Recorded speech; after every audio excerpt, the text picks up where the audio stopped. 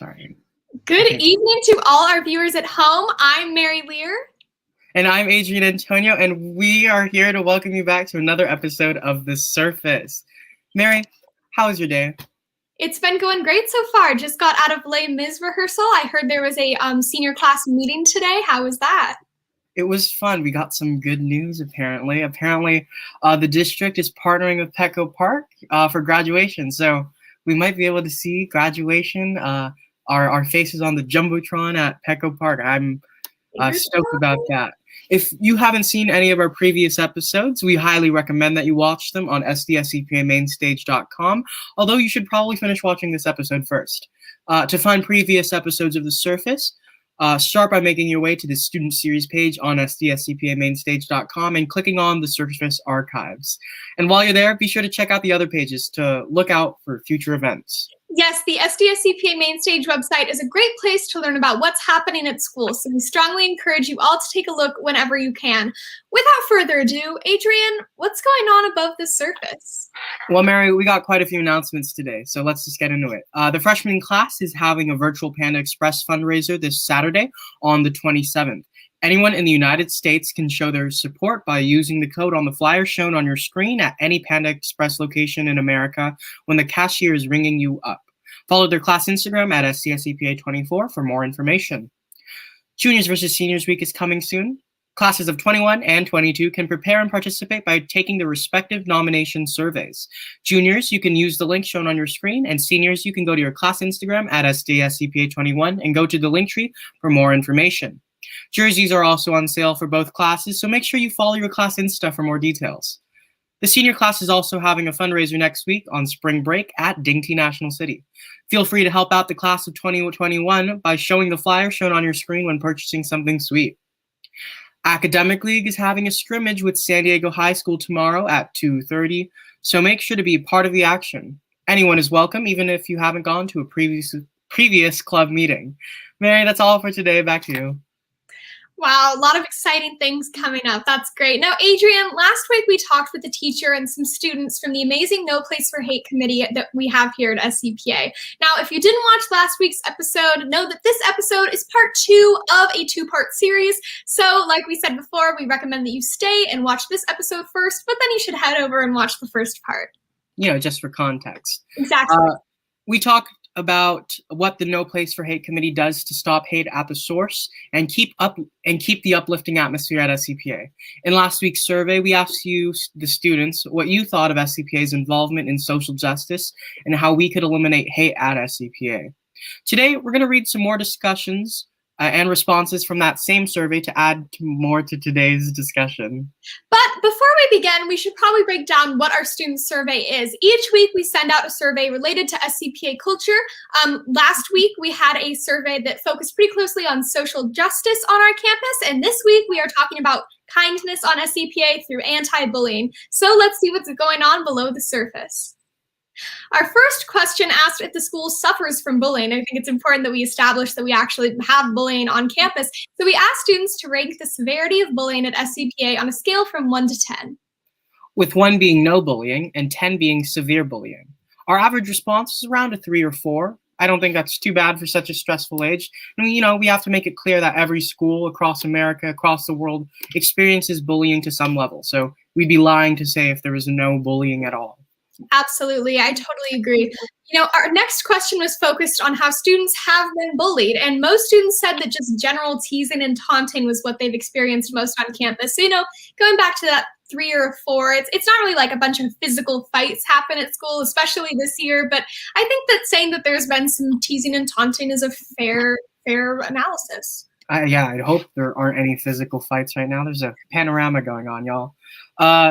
But additionally, we asked students if they've ever bullied anyone. One student said, I definitely feel that I used to be overly confident and combative, which likely caused me to say insensitive things to people, hurting their feelings while trying to assert myself as confident. I wouldn't be able to pinpoint a specific instance, but I just feel that there was likely a time when this happened. Yeah, we could all be prideful sometimes, and while we aren't intending it, we still don't really know the full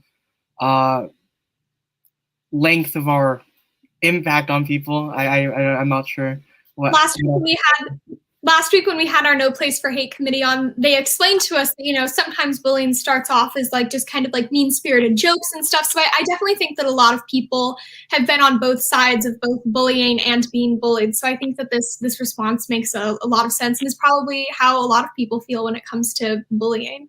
So we just want to thank everyone who filled out the survey this week. And it's now time to bring on our guest. Thanks to the No Place for Hate committee, we will be speaking with Jeffrey Zlotnick about his transformative journey from being an aggressor to an advocate of kindness and meditation. And we hope to learn a little bit more about the great things he does in our San Diego community. So welcome, Jeff. Thank you. Good to be with you. Thank you, Adrian. Thank you, Mary, for having me. Just a tremendous honor and pleasure to be with you all today. Thank you so much for joining us. Yes. If you want to just go ahead and introduce yourself a little bit to our viewers. Sure. Grew up here in San Diego, been here most of my life. I went to high school, Patrick Henry. As a teenager, I was a pretty angry, depressed kid, lots of fights, lots of trouble. Did a lot of stuff I shouldn't have done. I'm sure none of you can relate to any of that. And then when I went to college, I started to kind of mellow out a little bit, but was still pretty depressed. And graduated college, got a business going, started in the consulting world, did that for 7-8 years and thought if I made a lot of money, bought a lot of stuff, I'd be happy. So I did all that and I was still pretty miserable. 2003, I was 28 years old and I basically kind of checked out of the consulting world. I spent 2 years here going to a Buddhist temple to just work on myself. And then I shipped off to a Buddhist monastery in Taiwan and lived kind of Zen monk life every day for 11 months. Came back in 2006 and co-founded what we call the Dharma Bum Temple. And then in 2009, the Meditation Initiative. And so I spent the last really 14 years hosting at one location and then going into the community, bringing meditation into schools, prisons, hospitals, cancer clinics, victims of abuse, domestic violence, Catholic charities, Christian youth groups, you name it. So I sit with thousands of people a year, helping them find a sense of peace and happiness for free. And at the same time, it helps me make sure that I continue to work on, my inner peace and my ability to just be pleasant with things as they arise. So that's the short story. That is quite the story, though. Nonetheless, you mentioned that you were angry in your teenage years, and you may have behaved as a bully. So our first question of this interview is, why did you behave like a bully, and what was your behavior like? Sure. Well, first off, Adrian, I appreciate the benefit of the doubt that says I may have behaved like a bully, but I absolutely behaved like a bully. And it's funny too, Mary, when you said that earlier, it really does, even for me, it started out as teasing and taunting. I mean, the physical fights and things like that, sometimes those are even better than the teasing and taunting. The teasing and taunting really hits home. But I started really young. I remember I shared with you the other day, I was 5 years old and we were playing in the sandbox in kindergarten and a kid stole a Bazooka Joe comic that my grandmother gave me. And I pushed the kid over because they took my comic. And that really just kind of continued through elementary school, junior high, into high school, that I picked on people. I teased people. I was a pretty physical, I'm not a big dude at all, but I was a very physical, aggressive guy. A lot of it came out in sports. But I was absolutely a bully, whether it was teasing people, taunting people, physically getting into lots of fights. So I was not a nice kid at all. To my friends, when the article came out, we talked about the Southwest article. A lot of them were shocked because they didn't know that I was really that mean to people. So if I was your friend, I was the best friend in the world to you. But if I didn't like you, you definitely knew it. And unfortunately, that's how I was growing up. Thank you so much. Now, I believe that Adrian has a question prepared regarding something that you mentioned in your article, Adrian. Yeah. You said that my being mean to him wasn't about his worth. It was about mine. Yeah. Would you care to elaborate and tell us what that exactly means? Yeah, I think this is important, not just from my own personal experience, but, in sharing a message with anyone out there who has been bullied and also for the bully themselves. I think this is important for both, that when I bullied people in whatever way, it was never really about them. That for me as a kid who was always so hard on myself and didn't feel good about myself, I would just pick anyone I could and just find anything to make fun of them for. It didn't even matter. I would just make fun of them for anything because that made me feel better. And it really is important to understand that if someone is bullied, it's really, there's nothing wrong with you. It's actually the person who's doing the bullying. They're the ones that are suffering. I was in pain. I was hurting. And the only way that I could feel better was by putting other people down and picking on other people, because then that lifted me up. It's completely foolish, completely ignorant, and incredibly cruel. But that's a lot of how it works in the mind of a bully. I mean, Adrian, I could spend 30 minutes picking on your Starbucks coffee logo behind you, to where like I would just pick at it and pick at it. But if that's what I wanted to use to make me feel better, then that's what I would use. So a bully will use anything they can to just make somebody else feel terrible. And it really sucks, but it's not about them. It's about me. I think that's important for people who feel that they've been bullied in their life and stuff, to understand that it's not about them, as well as for people who are currently bullying. So I just wanted to say really quick that you wrote a great article about your transformative journey from becoming a bully to a Buddhist. So if maybe we could drop that in the comments of the video that you're watching right now at some point, the viewers of this episode would be able to click on that article and read a little bit more about you. I was curious, what kind of impact do you think you had on the people that you've bullied? And do you kind of remember what other people's roles were in this situation? Definitely. I mean, this is one of those situations where, for better or worse, with a lot of things, I have a really good memory.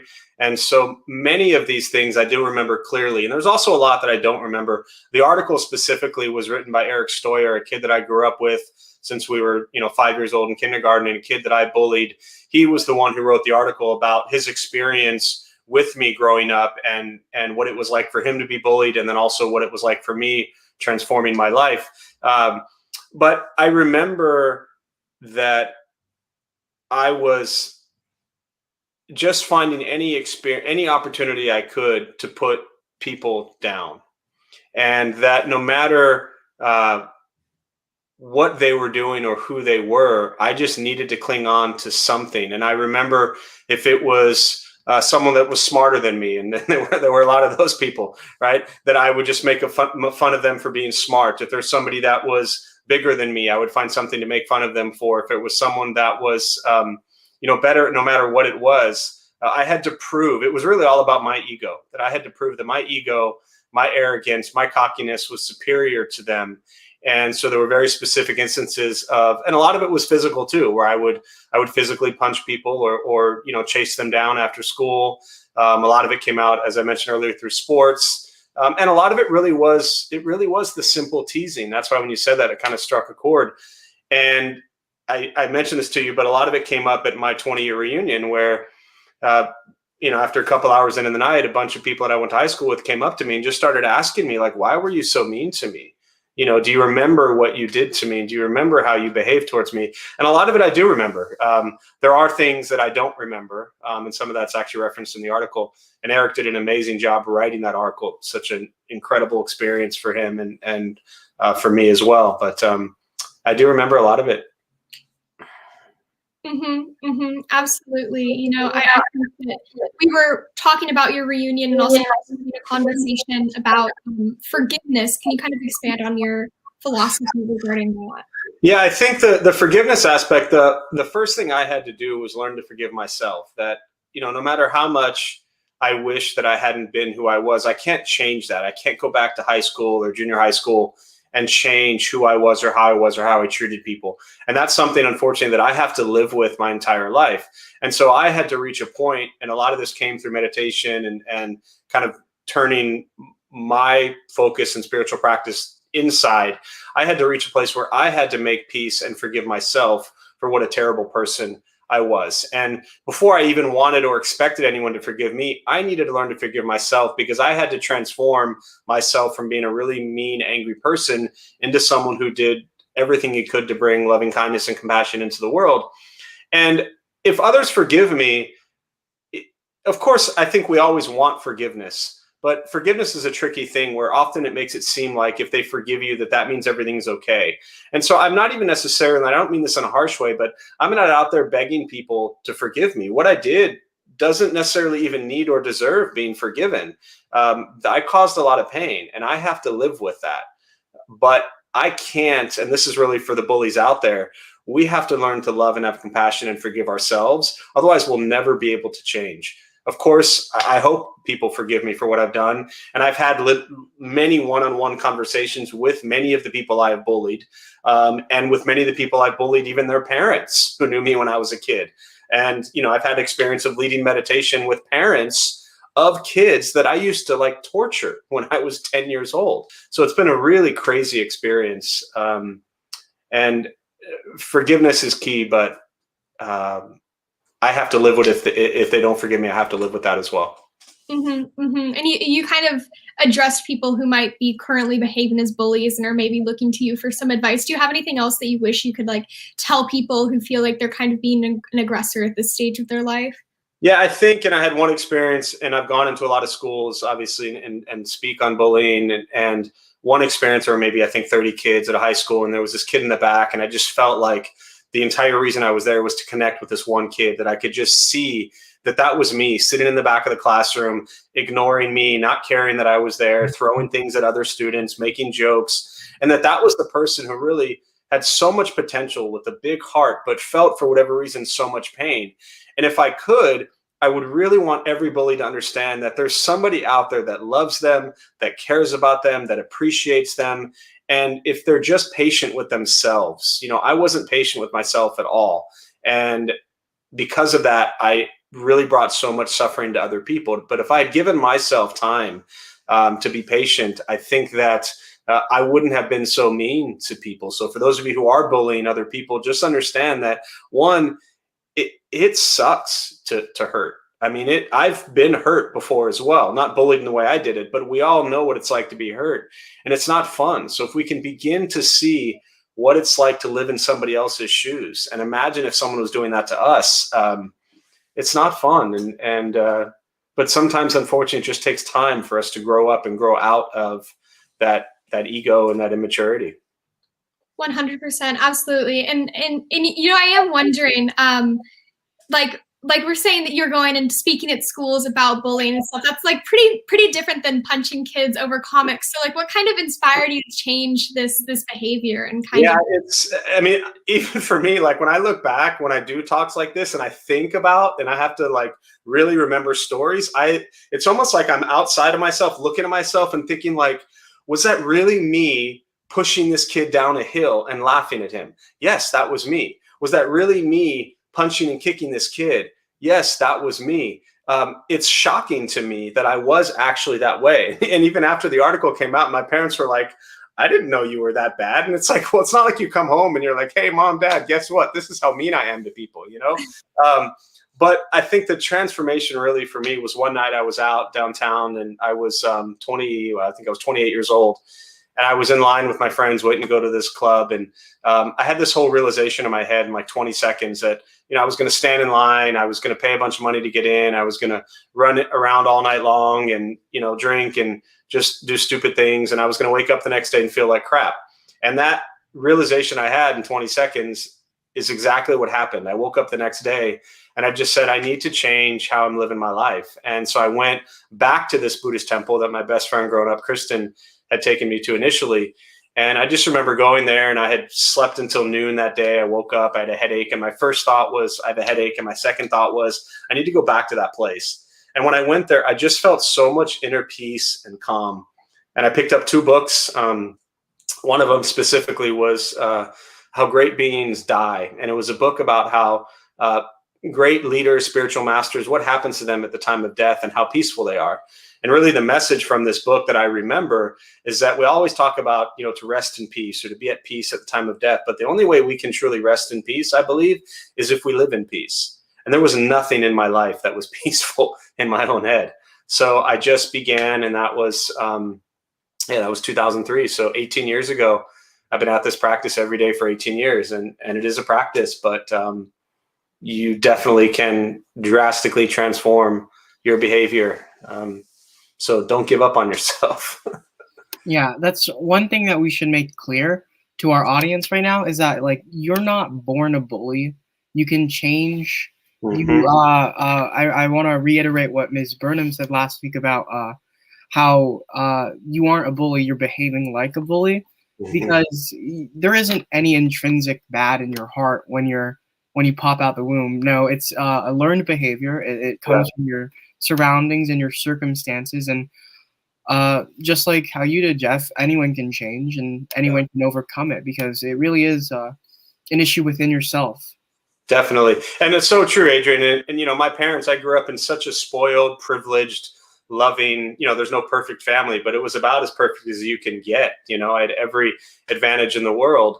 And they didn't teach me any of this. They taught me to be kind and compassionate and loving. And, you know, my mother taught me how to be like a nice Jewish boy. I just didn't listen, you know. So my experiences and my influences, like you said, changed my behavior. But I think at the core, you can eventually come back to the beautiful heart and really find that inner joy that we all have if we allow it to happen. Yeah, and really, bullying as we know it, like it's rooted, as you alluded to, like in I'd like to say what Mr. Trujillo said in the comments. He said bullying comes from a place of feeling inadequate, fear, low self-esteem, depression, etc. That is completely correct. Yeah. And you know, it's kind of tragic right now because a lot of students are feeling like this in the pandemic with online learning. That's exactly, I mean, that sentence right there, that's exactly how I felt. Other than, I think I did not lack self-confidence. There was no lacking in that area, but everything else, that's exactly how I felt. And that's what led me to being a bully. Yeah. So in this time, in this certain scenario we are in right now, a pandemic with online learning, what would you suggest students who might be struggling with anxiety and depression do right now? I think it's a challenge we're all learning to live over this past year, really, in a way that's completely new and foreign to us. And, you know, as teenagers, you deal with so much stress and anxiety and anger and sadness and depression, as I like to say, in just a normal everyday life. And now our entire lives have been uprooted, and, you know, you're stuck at home behind these screens, looking at each other, a lot of cyberbullying going on. So the bullying is still happening. It's just happening in different ways. And we almost can't really reach out to our friends the way we could before and connect. For me, it was a meditation practice, you know, as far as a suggestion of just learning that I can find that peace and happiness within myself, that my anger, my sadness, my depression was always thinking about something that happened in the past. And my stresses, my fears, my worries, my anxieties, you know, you're all talking about what colleges you're going to. And, you know, it's such a stressful time, but all of that stuff is in the future and you can't do anything about it now, right? We can't change the past and we can't go into the future. So we just have to learn, hopefully, to be present and appreciate each moment, appreciate being alive, be grateful that, you know, here we are sitting here with food and shelter and clothes, and we have so much to be grateful for, but we often stop and we're so focused on other things that we think we need and want to make us happy.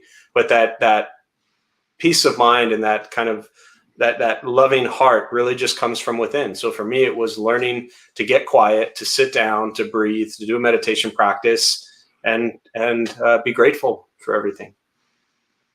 I think that's great. And you know, we talked about this earlier, but I think that sometimes the idea of getting into meditation and kind of bringing that into a part of your life is sometimes difficult or like scary or silly. Like, kind of what helped you start to meditate effectively? Sure. I mean, I think I always laugh, like, and my parents get the biggest kick out of the fact that I go into high schools or schools, all ages, and I sit with thousands of people in meditation.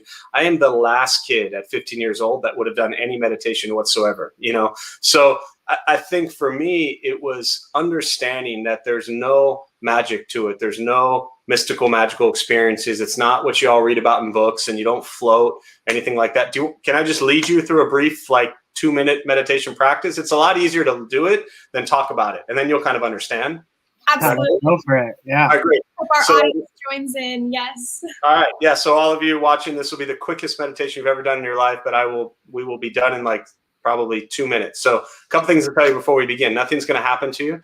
You're not going to float. You're not going to have any mystical, magical experiences. You're not going to figure anything out whatsoever. Your mind doesn't shut off. It won't stop racing. You will not think nothing. It's not about sitting there and telling yourself, think nothing, think nothing, think nothing, because then you're still thinking, right? We're just going to sit and breathe. Posture.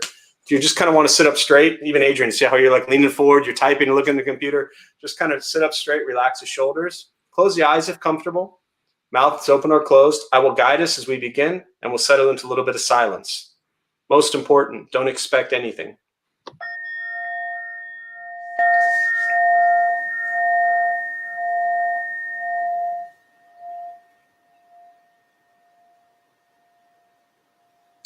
And starting with the eyes closed, if comfortable, or slightly open, mouth open or closed. We'll start with taking 3 deep breaths, slowly.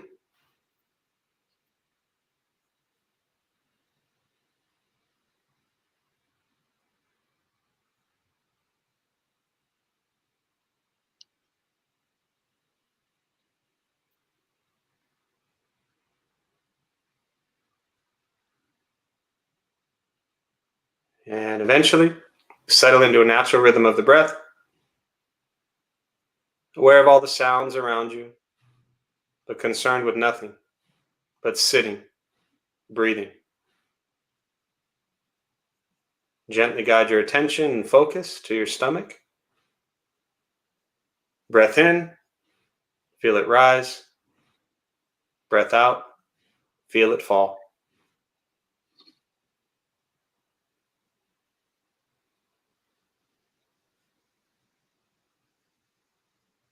And once again, taking 3 deep breaths slowly.